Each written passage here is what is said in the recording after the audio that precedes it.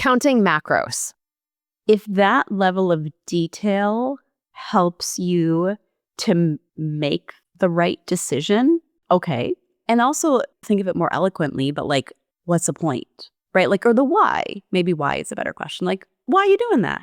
Okay, well, it really helps me to make sure I get enough protein. It really helps me to not be mindful or be more mindful of getting adequate fat. Okay, like if you have a nice medical nutrition therapy answer for me, we can count macros. But if it's because like you saw your cousin's boyfriend's dog walker do it, let's talk more, friend. Welcome to Salad with a Side of Fries. I'm your host, Jenn Trepeck, talking wellness and weight loss for real life. We're here to clear up the myths, misinformation, bad science, and marketing to teach you how to eat and how to cheat. Are you ready? I'm having salad with a side of fries. Hey friend, welcome back to Salad with a Side of Fries. I'm Jenn Trepeck, your host and health coach, here with you every week for wellness without the weirdness.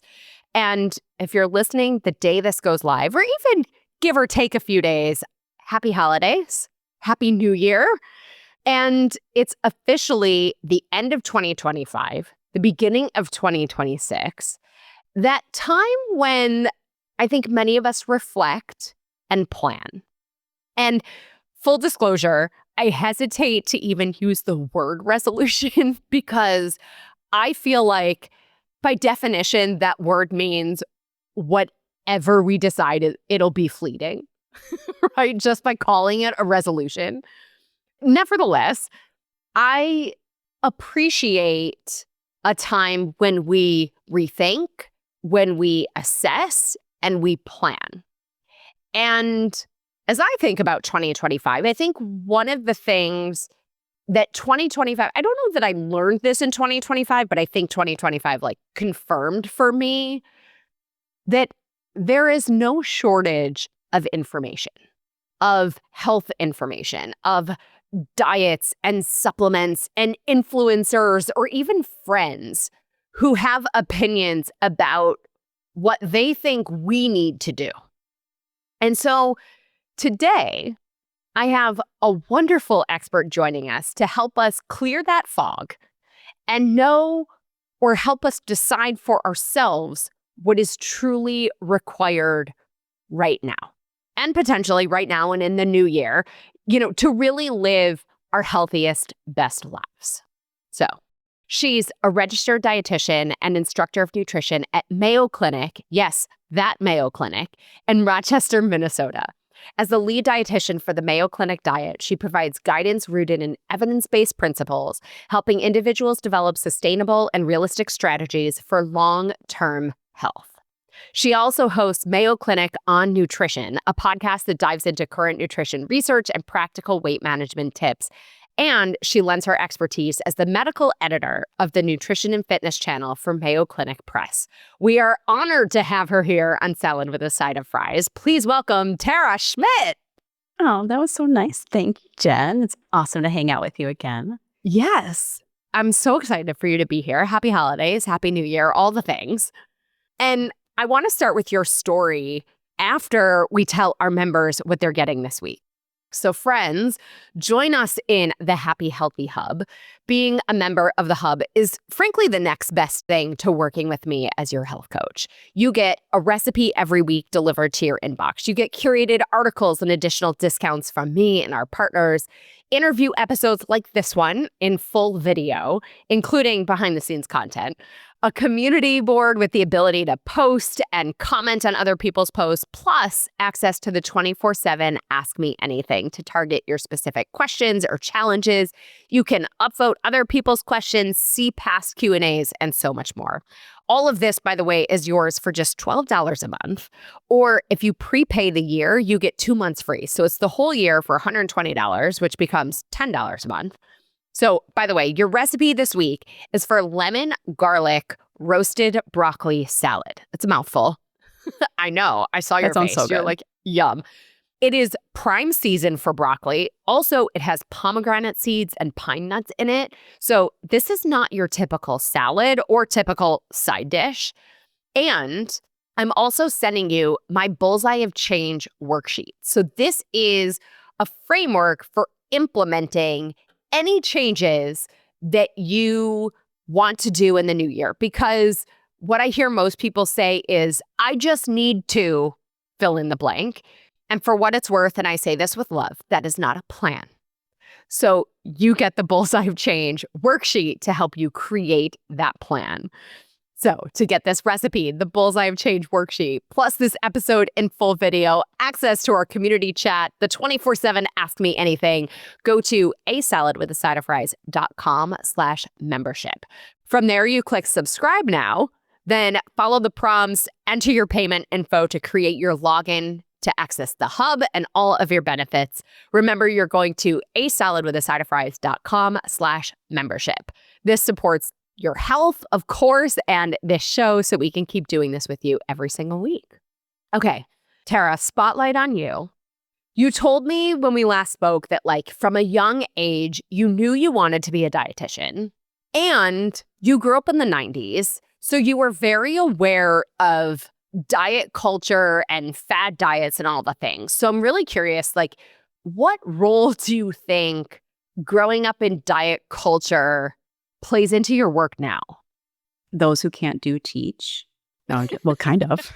Because I Touche. swear, I did at a very young age, every single one of those things. And like Same. unknowing parents might have known, kind of let me do my own thing, like let me fail. I was a vegetarian for like 48 hours. And they're like, okay, Tara. I'm like, sounds good. We'll see you on Friday. But I think it helped me understand even what my patients and my members go through now. It helped me understand the culture that we are still surrounded by 30 plus years later. I'm a little bit now more know of the industry. I obviously don't think I was way back then. It got me interested in the nutrition and the food science, but I also loved the psychology of it. So I was just so fascinated with it that my mom's like, I think you should probably be a dietitian. I was like, okay, sounds good. And you're like, great, right. Yeah, it's so interesting because also for me, like growing up in the 80s and 90s, for sure, influences my perspective on all of this, and also what I learned growing up that then informed the information that I had when I started to gain weight between high school and college and all of that. And, you know, our objective today is really in pulling back the curtain on what's truly recommended right now.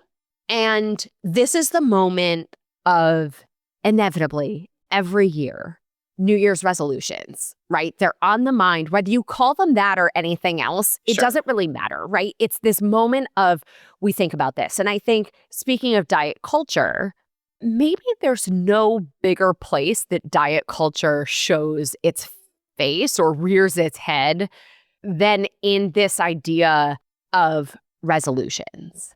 New year, new me. Exactly. Like you have to be a new person next year. Yeah. Like, can I just be the same me? Maybe a little more hydrated. That's great. But like, right. Why do I have to be new? So my question to you is, with the weight bias that is inherently in resolutions, it seems, what do you want people to know? That your weight is your gravitational pull and nothing else. Full stop. Right? Full stop. You can like put it on my grave if you want to.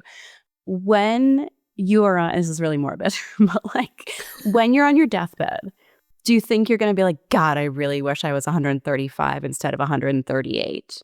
What is the difference between 135 and 138? Like, go pee, please, and you'll be fine. What does it matter? Now, I also like help people lose weight, so I don't want anyone to think like, wait, this is right, same. Like, listen, both. Like wanting to change your weight is not the problem. Correct.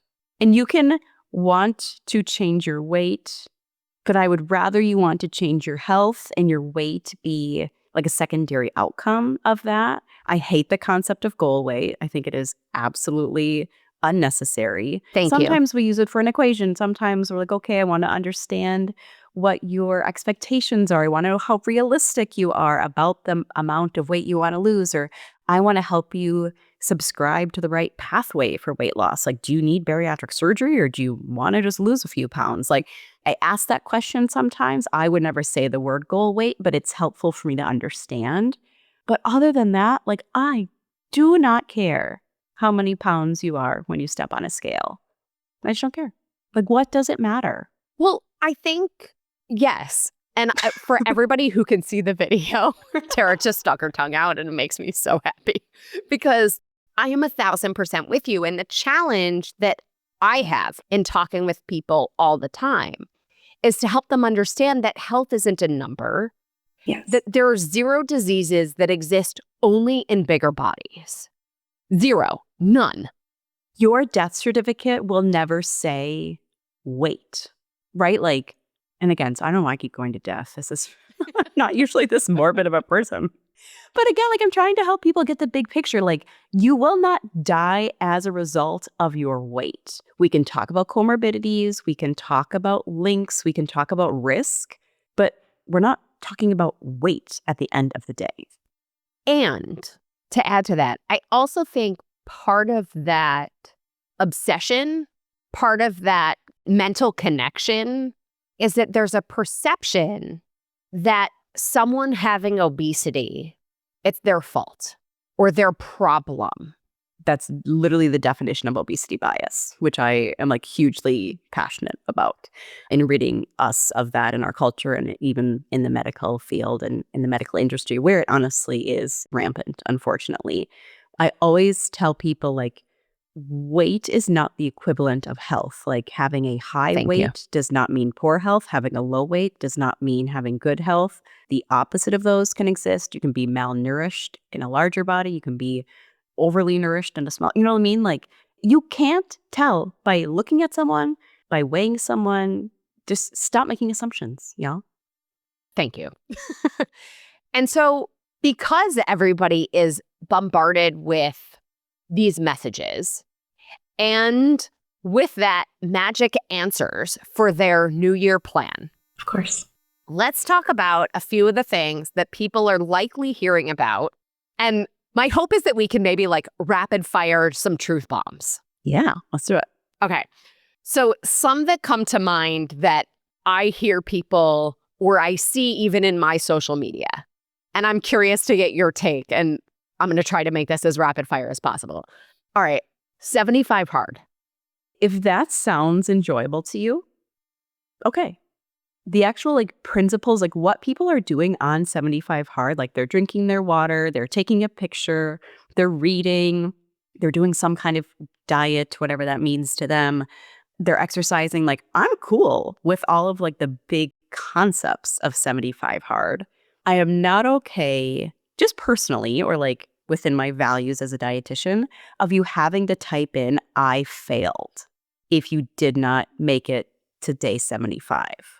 Like you have to actually type that in into the app is my understanding. And that doesn't sit well with me. Like that's the big thing of like this like push through it. I don't care what your life was like. I don't care what your day was like. Suck it up, essentially mentality. And I know that that kind of psychology works for people. And I'm okay with that. Like if you want a tough coach, like if you want like a grind, like let's scream at you at the gym, like cool. Like if that's the kind of coach you want, I'm okay with that. And maybe I'm too soft for you. But as someone who typically tries to speak to like a larger population, the I failed thing doesn't really sit well with me. Or like the life just happens sometimes, and sometimes you miss one of your 2 45-minute sessions of exercise because you have a sick kid and your dog barfed and you have 10 meetings. Like, Right. that just happens sometimes. I don't want to feel horrible about that. Right. My pet peeve is that if you have that day where the second 45-minute workout or 60-minute workout didn't happen, their guidelines say start over at 0. Yeah. And I don't subscribe to that idea that everything else that happened before that crazy hectic day means nothing. What if that happened on day 73? I know. I would die. Oh my God. That's what I always think of. I'm like, what if something hit the fan on day 74? You don't get to celebrate the next day? Like, nope, 0. Bless. Whoop. I can't. All right. Low carb. My question would be, do you intend to do that long term? And again, I'm cool with it. I can handle that. I can like put my bias in my back pocket and work on it. I worry a little bit, of course, nutritionally about like how's your fiber looking? Like, are you eating any fruit? Like, how balanced is your diet? And you can do low carb in a healthful way. You can do it in an unhealthy way, of course. We do it in the clinic in some cases when it's necessary or when the patient just is really motivated to do so. So again, like with all of these things, I'm really working. Maybe this is my goal of I'm like checking my biases that I know that I have personally. And I have to like turn the camera back to the person that I'm talking to and say, is this going to be helpful for you? Is this going to be helpful? Also, do you intend to do this long term? Yes. And usually the answer is no. Like, what you going to do on Thanksgiving next year? What you going to do on your kid's birthday? What are you going to tell? I can appreciate, well, first piece is, to me, let's define carb. Yeah. And let's define low carb. Right. Well, and what I find most of the time is that people conflate carbs with grains and starches. Agree. And if that's what we're talking about, if we're going to go low grains and starches, I'm on board. If we're going to throw out vegetables and fruit because those are carbohydrates, I'm not so on board. Yeah. And again, I would have to ask you, like, okay, what does low mean to you? Is that like 15%, 25%, 35%? That's lower than the normal population. And what do you think of when I say the word carbohydrate? Yeah. Counting macros. If that level of detail helps you to make the right decision, okay. Again, population-wise, probably not necessary. So again, like there's a person or a patient or that I can like see in all of these that may, first of all, they have to want to do it, not me. They have to want to do it. They have to see the benefit of it. They have to convince me how it's going to be helpful for them. And then we can talk about like the level of detail that they're going to do. What does that mean? Again, low carb, what does counting macros mean? Is it just percentages? Is it gram for gram?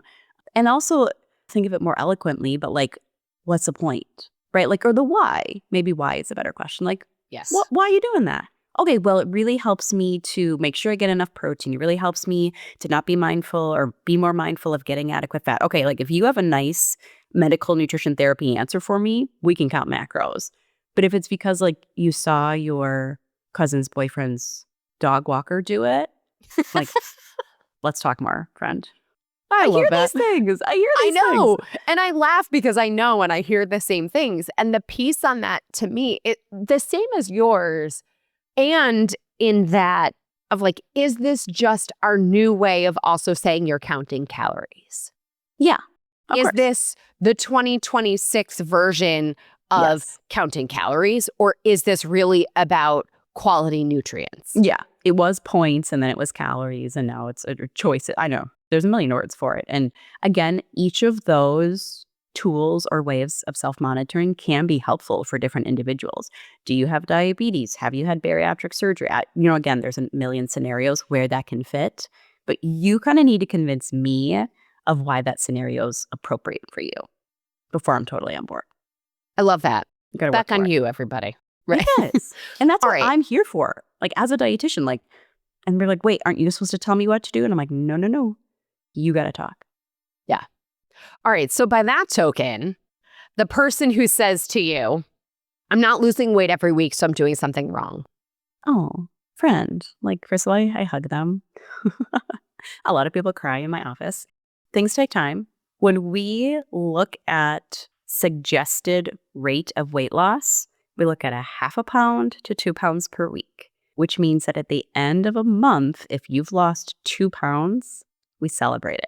But guess what? You may have lost 0 and then 1 and then you gained 2 and then you lost 3. It is never linear, right? Like think of a graph, like think of a dot graphs, I would call those, right? Like there's like 1,000 little points on your graph. And if you make the average line, you're going down, but the dots are never in that pretty little line. It's the average. 1,000%. I often say to people, like, I am more concerned about the person who gets from where they are to where they want to be in that straight line. Because if it's that straight line, we haven't learned the lessons and the tools to help us stay there. Yeah, that's a good point. And should that person weigh themselves less? Like if someone is coming into my office and saying like, I didn't lose weight from yesterday, or I didn't lose weight from last Monday, and now I'm panicking, or now I want to give up. I'm like, please don't weigh yourself for another 2 weeks. Yes. Everybody divorce the scale. Please. Chuck it out the window. I don't care. It is the worst metric of our progress. It is also a lagging metric. Like, it is the last thing to catch up to the steps that we're taking every day. You're right.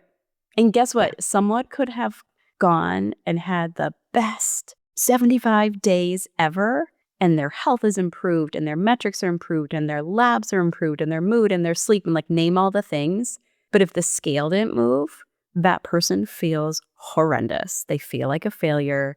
They feel like they did nothing right. And I cannot shake them hard enough to be like, you just listed 1,000 things that you have killed it in the last month or week or 75 days. And they don't care, because what they were looking for was for the scale to move. And I'm like, but you just told me you're sleeping better and you're playing more with your grandkids. And you're like, they don't care though. So again, like, chuck it out the window and find something else to measure. Yes. All right. I bring this one up. Well, this is sort of a two-parter. So one piece is the number on the scale versus body composition. So let's start with that one. I think we definitely know that body composition is a much more meaningful tool. You can think about athletes, right? And again, this is like an age-old scenario of like, think about someone in the NBA or in the NFL. I don't know, pick your favorite sport. You know that if that person is like a big, strong man or woman, they likely, on a BMI chart, which we really don't use all that often anymore, look like they have overweight or obesity. And you know that person is healthier than any of us in the room. Opposite of that, you can also think of someone who is quote unquote normal weight, and they have what you can call normal weight obesity, where they may have metabolic syndrome, or where their body composition, their body fat to lean mass ratio is off, and they have elevated blood sugar and their waist circumference isn't appropriate. But hey, they weigh the right amount, so let's celebrate it. So that's my take on that. I'm going to say the thing that I feel like is probably like what somebody's thinking. I'm so nervous right now. But no. Speaking of athlete, Serena Williams and Roe. I got asked this question yesterday. Let's just talk about GLPs. I have a lot of thoughts on them. Okay. You start.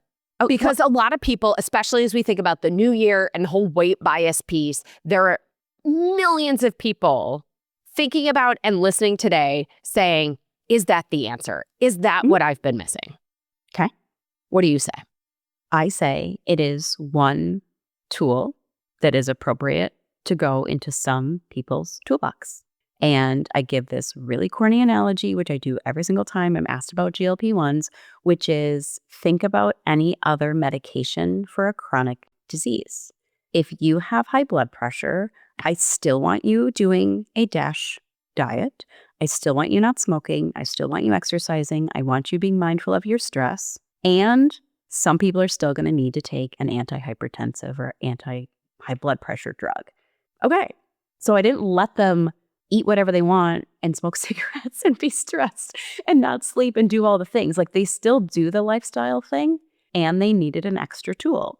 So I think that's what GLP-1s can be and were intended to be for people who are being mindful of their diet. It's in the guidelines. It's in the prescribing guidelines. And it was also in the clinical trials where people had a energy-controlled diet. They were exercising, and they got some help, some pretty meaningful help from a drug that helped them be successful in decreasing their health risk as it relates to their disease state. Is that okay? Like, yeah, of course. Anything is okay. Like, I just want your honest opinion, because I think it's helpful for people to hear it. And I think the challenge is not in the drug itself. The challenge is in our perception of what the pharmaceutical is going to do and what it allows us to do. Because I think it goes back to the perception that health is a size. And as long as our body is a certain size, then we're healthy.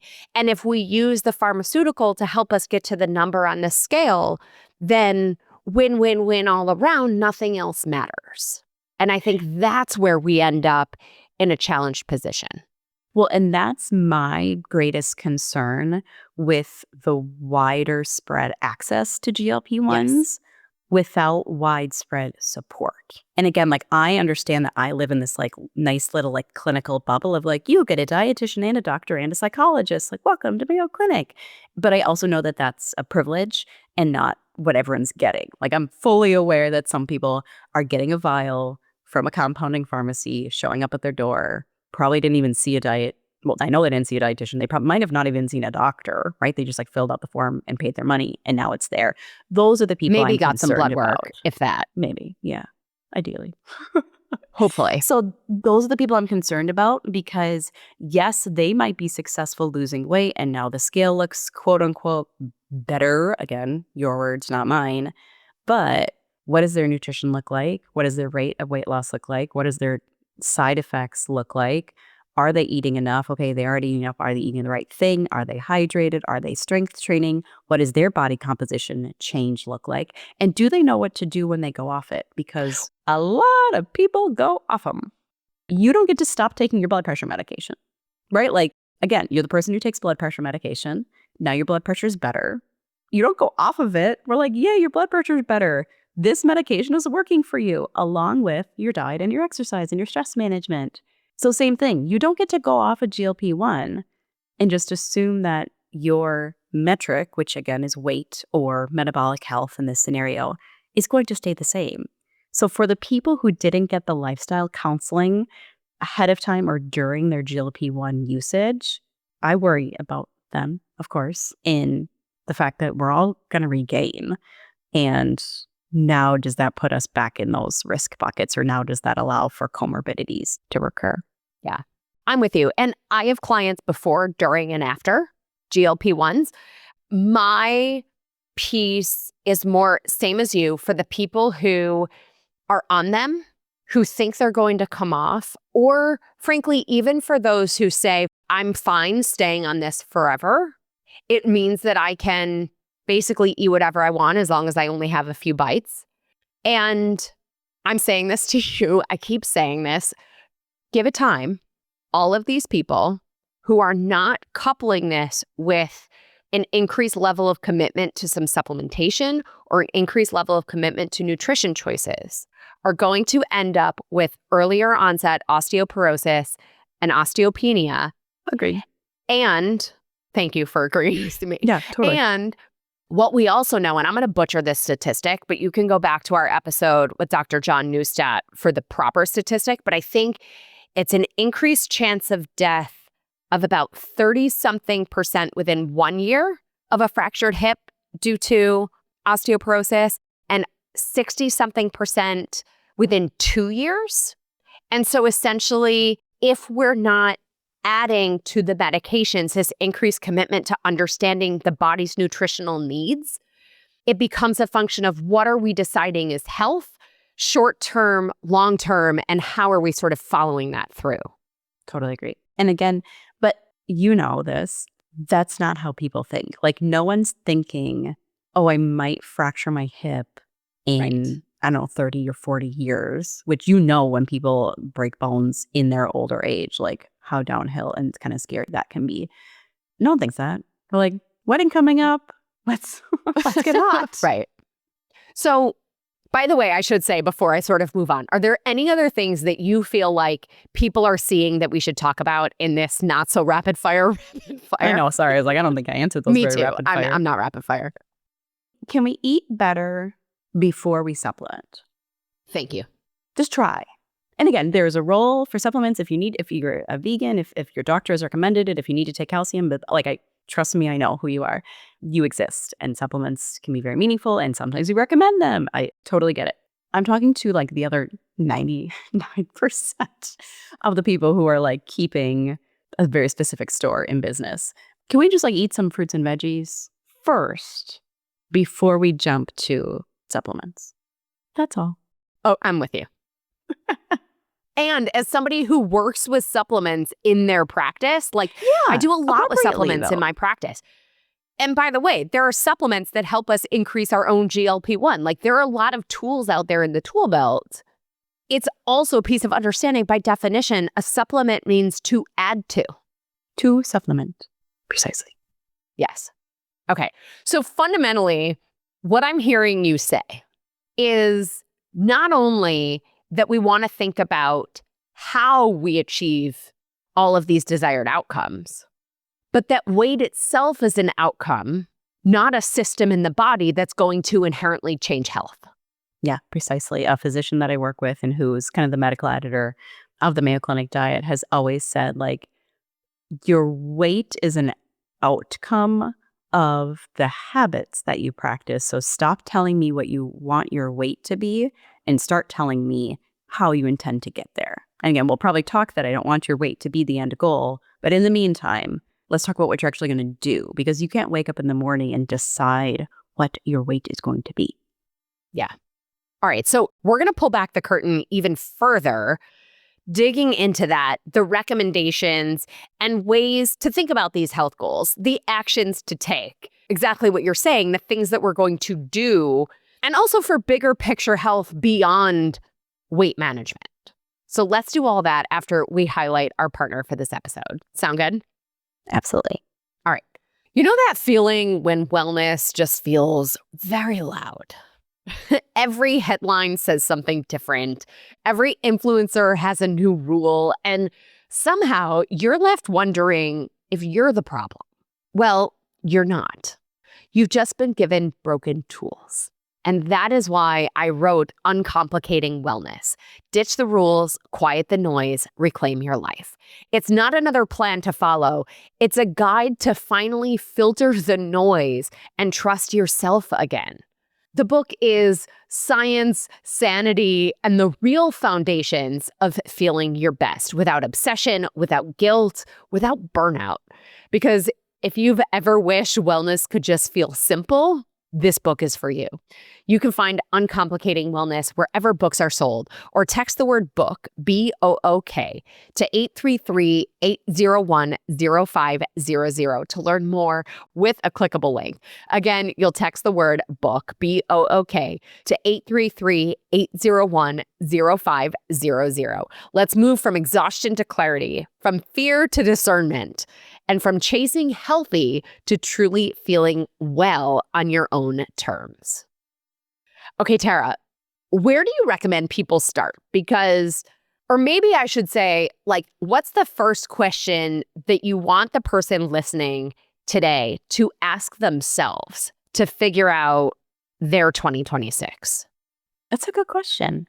A few examples might be, what could you implement in your lifestyle that you think would make you feel better? Like focusing on not like what you shouldn't do, right? Or like what I hate the word you were should. told. Yeah, I'm with you. But that would actually make you feel better. I might ask someone, is there something that you know would benefit you if you added it to your lifestyle or to your diet, right? So again, this like addition as opposed to subtraction. Those would probably be two, again, like spinning it like we're bringing something in and it's going to make us or it's going to help us feel better, as opposed to what they usually are, which is like, stop doing this. These are the rules. No, this, that, or the other thing. Absolutely. And in my mind, too, there's a piece of some of that that's like, what do we want to be different? Like the end of 2026, what do we want to be different? What's your why? Like, why are we doing this? Is it just because you saw it on social media? Is it just because you think you should? Did someone tell you that you need to? Did someone else have success with this? Like, you got to figure it out for yourself, right? Yeah. And then obviously, depending on their answer to that question, you'll make some recommendations. But like, let's say zoom out, bigger picture, beyond weight-related goals. What would you recommend people focus on in 2026? Or if they're not sure even to the answer to that last question of like, okay, I want to feel more energized. I want to feel healthier. I want to be able to do the things that I want to do every day in my life. What are some of the things that you recommend people focus on? I would say like, let's look at strategies that can last a really, really long time. Right? So what could be a habit that you initiate now or start to practice now that can take you into old age? Even like you can think about longevity strategies. You can think about what people do who happen to live to old ages. You can think about what nutrition or exercise or mental health, like in the long run, because I think a lot of times we think pretty short term, but why not start building like our foundation of wellness by doing things that we know we can continue to do? So I think I would think about it from like a longevity lens, which is, I think, a little trendy right now as well, but not in a bad way. Yeah. And so what might some of those, like in my mind, that lends itself, and some of the stuff I talk about in the book is like sleep, hydration, stress, movement, fuel, right? Some of those things, like if you had a couple of like concrete recommendations to say, if you're not sure where to start, play with this, what would you say? Sleep for sure. Mindfulness in eating, but also in all things. Cognitively, like be it reading, be it puzzles, be it Sudoku. My mom's obsessed with Wordle. Strength training, right? And doesn't have to be barbell, dumbbell strength training, but like, how are you challenging your muscles? How are you challenging your bones? And like thinking of food more so from like a nourishment standpoint, as opposed to a diet standpoint or like just a vehicle for whatever it may be. But like, think about nourishing our bodies. Yes. Just yes to all of that. And a lot of that is like a what, right? Like, what can we do? And this is what I hear from people. And I said this in talking about what I'm sending our members this week, is a lot of times people will say, well, I just need to, right? Well, I just need to go to bed. I just need to move more, whatever it is. Let's talk about the how, because I think how is always the piece that I think is missing. Yeah, agree. So even if our objective is balance, or some of the things that you just said, like what are some ideas for how to make that happen? I usually have people talk to me about their barriers, because it's not often that someone who comes and sees me hasn't dieted before. It's not like they haven't attempted weight loss. It's not like they haven't tried to exercise more or manage their stress. Like, they have done this. They're better at it than me. Like, these people are pro dieters, and in my case, often. So I will often start to kind of interrogate them politely about like, why didn't that work? And not because why did you fail, but like, why didn't that work? What in life happened that whatever strategy you were working on wasn't sustainable? They're like, well, my intention was to do this. And then they do the but thing, like, but X, Y, and Z. I started really good by doing this, but this, and this happened. So we start to talk about all of those buts, and we're like, okay, you can either replace it with and, right? We do like the, okay, so this was my intention and this is what happened. And we start to kind of work often backwards to try to prevent the but, or we just say like, okay, and that is going to happen because this is life and you have 2 kids and a dog and a job, etc. So let's have a backup strategy, or let's figure out if it doesn't go well on this day, how we can still get up and move the next day. So you have strategies for either preventing the barrier or literally just like getting over said barrier. I don't think people talk about their barriers enough. Yeah. They just feel guilty about it and they think over. Something's wrong with them. Yeah. That those things exist, instead of recognizing that that's reality and we have to plan for that reality. Yes. No one ever thinks that like Christmas or Hanukkah is going to come every year. Like, oh boy, the holidays are coming. I'm like, you knew that? The holidays always come. Like, this 12-month thing like happens every year. But they like anticipate that something's going to be different this time. I'm like, no, you know it's going to come. You know what your family parties look like. You know how you manage your stress. You know how you are around a buffet of sweets. Let's just talk about it. Like, let's come up with a plan. And then guess what? It happens. And you're like armed, right? With tools or strategies to just not feel guilty. Just like do it, get over it, move on. To prevent it, to limit it, to modify it. Like, again, we have 1,000 options, but let's be aware and plan ahead for the fact that it's going to happen. Like, there's going to be a bucket of Halloween candy in my pantry every single November 1st, calling my name. Right. Well, and what you're saying is about, I think, realistic expectations, even about the actions and the reality around us. And one of the things you said to me last time we spoke is balance is a verb. Will you say more on that? Because I think people think of balance as a noun, like it's a thing that you do. Like to get to. Yes. Yeah. Like instead of I'm going to get to balance, like that's my end goal, versus like think of a teeter-totter or a seesaw, whatever you want to call it. Like it's an act that's continuously happening. You don't just like balance your teeter-totter and then get off. Like, guess what? You're not balanced anymore. So like the balancing teeter-totter is an action that's happening like in real time. Constantly. Does that make sense? All the time. Yeah. Yes. Yeah. I think so often we expect to tick the box. Yeah, like, okay, I got balance. Now I can get off. And you're like, wait, Right. no. Right. I'm going to come crashing to the ground. Yeah. Awesome. And I think what I appreciate about everything we've talked about is that it gives people a frame of reference to say, I can create my plan versus everything that's coming at us, and even to remain fluid in that plan Yes. as life happens. That is what I do so often with people when they say like, what diet should I be on? And this is related to weight management or not. And I'm like, okay, tell me what's worked for you in the past. I love hearing about what has worked. And I also love hearing about what hasn't worked. And we do this activity where we list out the strategies and the tools that have been really helpful and the ones that were like, okay, but I can't do that. Like, please don't take away all my carbs. So like, okay, I couldn't do the absolute no sugar thing. Okay. And then we have this like little nice bulleted list of what has worked, only has worked for them in the past. And now that's their plan. But they're disappointed because there's not like a trademark or like a registered little R right behind it because it doesn't have a name. Like, well, that's not a real thing. I'm like, yeah, it's called the Susie plan.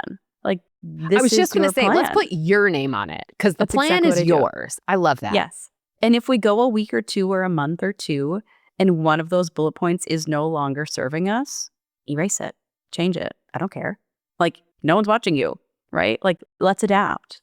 If you had a kid, I always do this. Like, if you had a kid who was learning how to read or learning how to swim or ride a bike, and your first strategy was not working, we don't let them quit.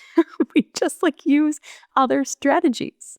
But we don't treat ourselves in that same fashion when we're learning or practicing how to do something. 1,000%. I mean, there's a million analogies of like Yes. a kid learning to walk or ride a bike or whatever, all of those We don't just like things. let them quit. Be like, okay, you can start on January 1st, Billy. Like, Just year crawl didn't for work the rest of your life. you. It's fine. Yeah. But we expect this like, I'm an adult. I should get it right. I'm an expert in this. I've done this 100 times. Like, guess what? Some kids take longer to walk than others. It's fine. Some people have barriers, physical or otherwise, that makes it more difficult for them to walk. We figure out what is going to help them. And let's be clear, no one taught us how to eat. Amen. And the internet is still full of people incorrectly spewing advice. Don't get me started on that. All right. Before we go to our rapid fire off-topic questions, final thoughts, something to wrap up this idea of pulling back the curtain, what's truly recommended right now? What did you learn about nutrition when you were a small person? I don't care if it was your first health class. I don't care if it was elementary school. I don't care what pyramid or plate you remember. Generally speaking, I think people know. And they want it to be exciting and they want it to be new and they want it to be like flashy. And I'm like, hey, everyone, like eat your fruits and vegetables, like get some whole grains in. Lean protein's good. Do you have a source of calcium? And they're like, ew, that's your advice? And I'm like, yes, because no one is doing it. Like if you all went and did that, then I wouldn't have to teach you it. But like they're looking like, Tara, like what's the new superfood? And I'm like, I don't know, pick a fruit or a vegetable. Looks like a superfood to me. Eat some fish. Sounds great. Put some olive oil in the pan. Works for me. So like it's very, very basic. And I don't want people to think I'm not educated like in food science or in nutrition. I think I am. I went to school for a long time. I know you are. But people aren't doing the basics. So I'm kind of like, bring it back, everyone. Because if we were actually doing the basics, we wouldn't have 90% of Americans not eating enough vegetables, 80% of people not eating enough fruit, 80% of people not eating enough sources of calcium or dairy.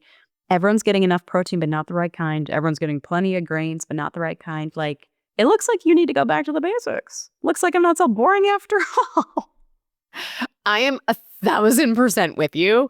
And frankly, it's part of what I talk about in my book. Like, we don't need the biohacks if we're doing those foundations. Go eat an apple. There's your biohack. 1,000%. Awesome. All right. It is time for a rapid fire off-topic questions. Are you ready? Kinda. No pressure. It's totally fine. Okay. What's the best thing you've done for your health this week? What's the naughtiest thing you've done related to your health this week? Not that anything's really naughty, but, like the salad and fries of your week, if you will. Okay. Best thing I did for my health was I was not feeling well. I have some kind of nasty virus. You can probably hear it in my voice. And I asked my husband if I could didn't ask his permission, but I kind of said, like, I need to just take Tylenol and lay on the couch right now. Like, I apologize that I'm not going to be very helpful with dinner. I apologize that I'm not going to be very helpful with bedtime, but I'm really struggling right now. And so I laid on the couch. And that feels pretty not normal to me. When I hear the chaos of what's happening, and I'm usually the one prepping dinner, we're helping with dishes, we're helping with bath time, etc. And I was just laying on the couch because that is what I needed to do. So it was fabulous, and I feel better. Thank you very much. I'm with you. Naughtiest thing is I made Christmas crack. It's the saltine cracker, caramel chocolate thing. I made that for book club, and at book club we drank wine and ate Christmas crack. And you can judge me that I absolutely understand that none of that Red was or white. Nutritious. I'm a white gal.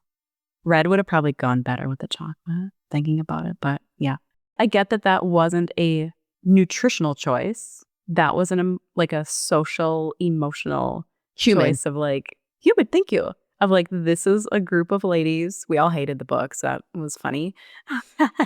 Are sitting around, drinking wine, eating Christmas crack, talking about how much we hated this month's book. All right. So amazing. That leads us to our next question. Favorite book on any topic other than your area of expertise or a fiction book? Oh, yeah, I don't read books. Okay. Fiction. The Nightingale, Kristen Hanna. Okay. Love it. If you could cure one ailment, disease, or sickness, what would it be? Alzheimer's. If you were a superhero, what would be your superpower? Traveling. So I don't have to get on a plane, a train, or an automobile. Teleport. Me too. Teleporting. 1,000%. Yeah, we are the same person. All right. What's your biggest pet peeve? People who are unkind. Yeah. If you don't have anything nice to say, don't say it at all. Golden rule, my friends. The internet, full of unkind people. Just don't say it. Keep that as an inside thought. I'm with you. All right, last one. In your opinion, what's the next frontier in wellness? I think it might be longevity. This biohacking, making sure your cells, whatever the injections the Kardashians are getting, the concept of longevity. Yeah. Which I'm cool with. Yeah. Generally speaking. As long as we have the foundations in place. Well, Tara Schmidt, thank you for being here. Tell everybody how to connect with you, where to learn more, find your podcast, all the things. Yeah. Thank you, first of all, Jen. The podcast is wherever you listen to podcasts. It's Mayo Clinic on Nutrition. I'm on LinkedIn, Mayo Clinic Press. I don't know. I'm here. Everyone. Let me know what I can do. All the places. Amazing. Well, thank you again. Appreciate your time, energy, your expertise, and your humanness in the approach to all of this. So thank you. There's no use in not, right? No, this was an absolute pleasure. I could do this every day and hang out with you, Jen. So let's get a salad and a side of fries and a dirty martini the next time we're in the same vicinity or time zone. Yes, 1,000%. All right, friends, on Friday, in this week's bite-sized bonus episode, we're talking all about the and. So very simply, thinking and instead of this or that. So what does this have to do with our health? What does this have to do with the start of the new year? Tune in on Friday to find out in this week's bite-sized bonus episode. Be sure wherever you're listening, click the plus sign or the follow button, and then your app will alert you when the Nutrition Nugget goes live on Friday morning. And as always, I'm your host, Jenn Trepeck. Connect with me on Instagram or all social media. I'm at Jenn Trepeck, JennTrepeck. please send a message. Website is asaladwithasideoffries.com. Pick your platform. Send me a message. I love hearing your takeaways, your ideas, your questions. This is also the easiest way to learn more about working with me as your health coach or picking up the book, Uncomplicating Wellness. Tara Schmidt, thank you again for being here and Happy New Year. Thank you for having me, Jen. It was a pleasure. Likewise. All right, friends, if you are not already a member, join us in the Happy Healthy Hub. You'll go to asaladwithasideoffries.com. This shows your support for this podcast, this community, and of course, more importantly, your health. On top of this week's episode in full video with behind-the-scenes pieces, your 24/7 Ask Me Anything, you'll get this week's recipe for lemon garlic roasted broccoli salad and my Bullseye of Change worksheet. So until next week, remember, instead of New Year, New Me, let's say New Year, same me, even better. Well, friends, that's it for today's episode of Salad with a Side of Fries. Congratulations for making yourself and your health a priority. Thanks so much for joining us. Be sure to click subscribe or follow on your favorite podcast platform, share us with a friend, and we'll be back next week. Always remember, you deserve it and you are worth it. Happy healthy.